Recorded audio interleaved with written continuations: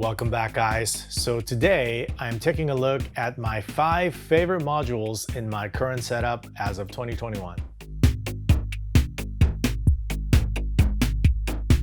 Picking 5 favorite modules obviously is pretty personal and highly opinionated. However, maybe there are a handful of traits that are universal across the board.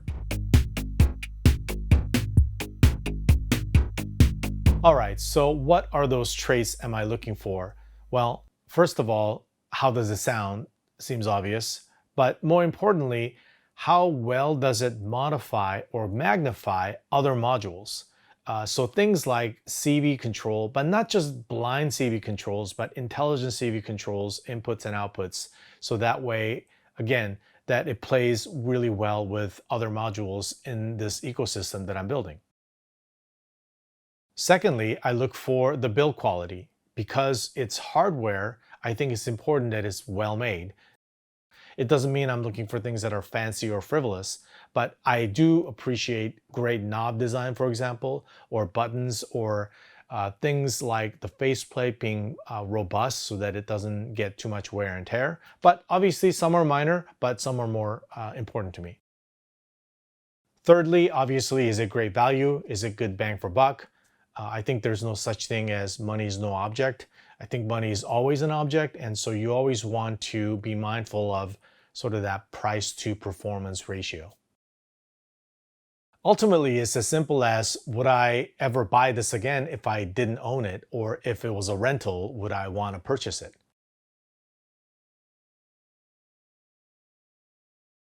Qubit's Chance is an older module that I picked up this year. It's very fun to use, you get immediate results, but it's got some depth too. It definitely fits my build for introducing complex and interesting rhythms. Quick look at how Chance works in action here. So I'm going to play this, activate it. So I'll highlight the parameter that Chance is manipulating here by just bringing down the rest of the mix. So it's that synthy sound there. So if I turn this knob, which is just kind of tweaking the how many times it activates that little bass line. So it's more like syncopated, but if I turn the probability,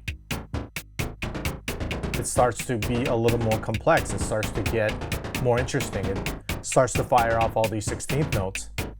So in context of the rest of the mix,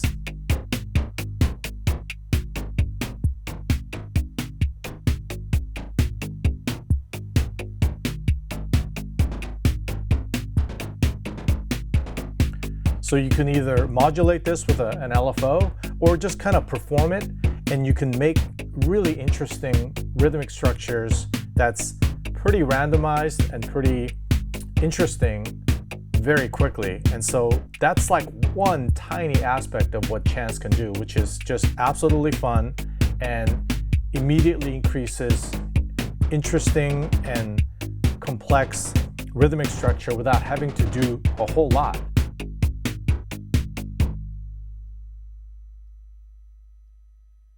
Couple of honorable mentions here. I simply adore the VPME Euclidean circles for similar reasons as why I enjoy Chance. Pamela's workout is also amazing. Love the little artwork under the hood here.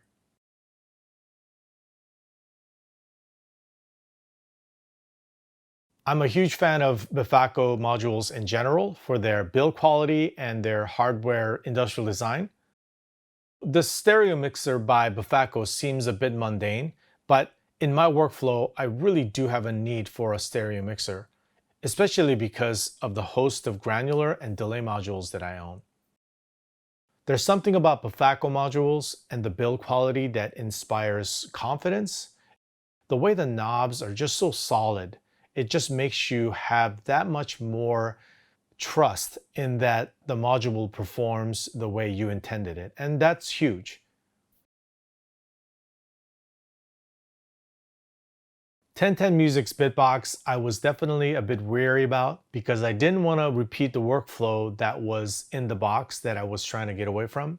But rest assured, they've really nailed the right amount of complexity and menu dives without kind of losing the spirit of what it's like to be in a Eurorack space with quick accessibility, just the right amount of CV controls, and great sound quality. Hey guys, a quick peek at BITBOX, which I consider it as my centerpiece to a lot of my modular activities these days, because I love acoustic sounds and I love getting them in there. And once those acoustic samples are within the BITBOX, it starts to play really well with other modules that are out there, and you can modulate them, counter modulate them. You know, I've got my cello samples loaded here, and it's just simply piped into my beads just as to demonstrate how, you know, well it plays with each other. The BITBOX plays a central role in all my dealings, at least currently, with acoustic samples and acoustic recordings that I have to make these like really kind of inspirational and interesting textures.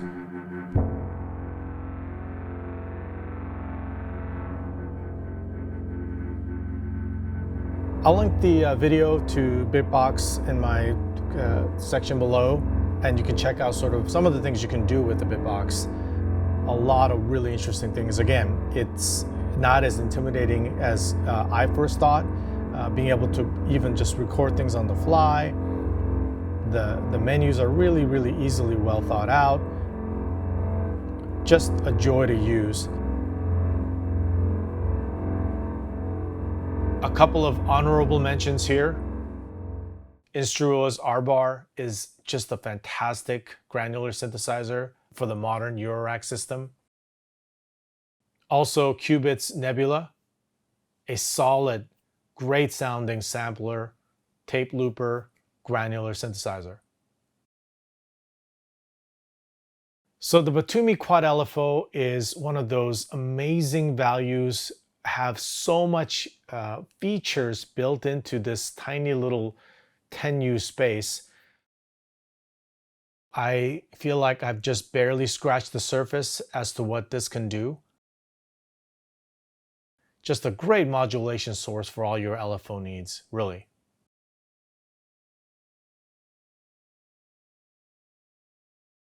So DECKARD'S Voice, I may be slightly biased because it's one of my latest acquisitions. There's something a little emotional about it that seems to edge itself above some of the other ones that I own. I think ultimately it's one of the more warmer sounding modules that I own. It's the least harsh in some sense.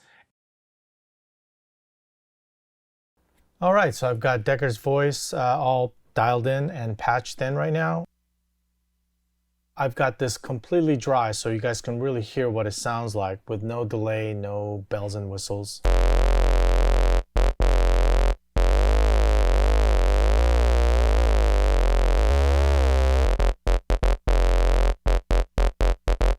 You know, just fat, warm, and then on the upper register,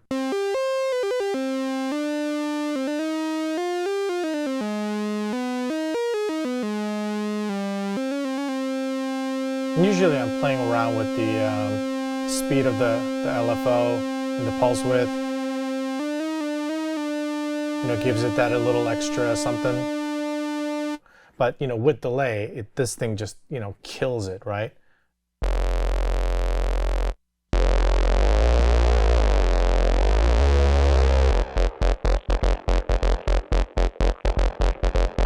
Just killer bass.